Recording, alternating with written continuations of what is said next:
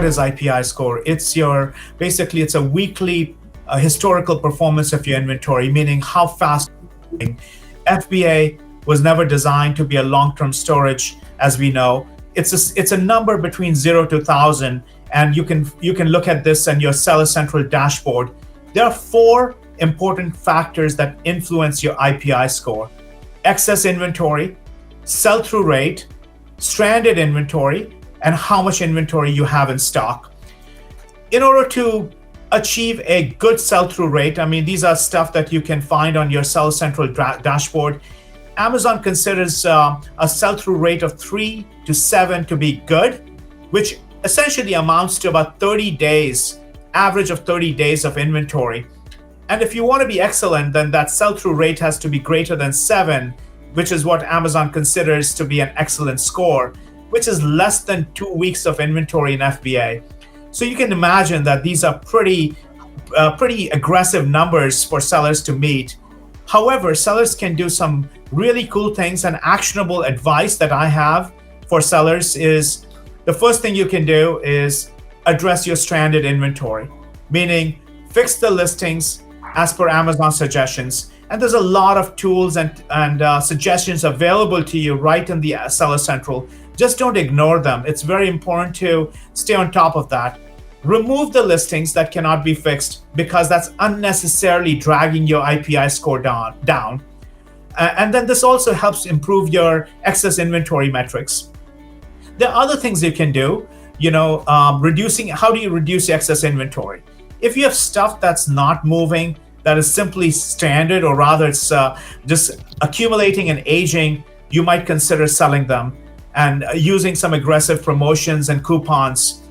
And then there's also an option to remove the inventory, because if the inventory is not selling, we know that Q4 storage fees at Amazon is 4 times Q1 storage fees. So there's no point leaving that inventory, and you should do that quick, because once you get in the middle of the holiday season, it's going to be really difficult to get that inventory out of FBA, because FBA is focused on fulfillment, not on removal.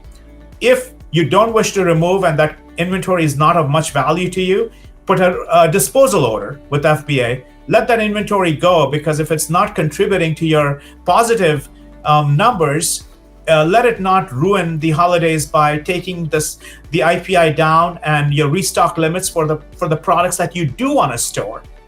Another thing, I know Ben talked about launching new products, which is of course very important. But if you have an unproven product and you're going to launch and you're going to send a ton of inventory, and if that new product doesn't work, that will cannibalize your space from your hero SKUs or your best sellers. So you want to be careful about that.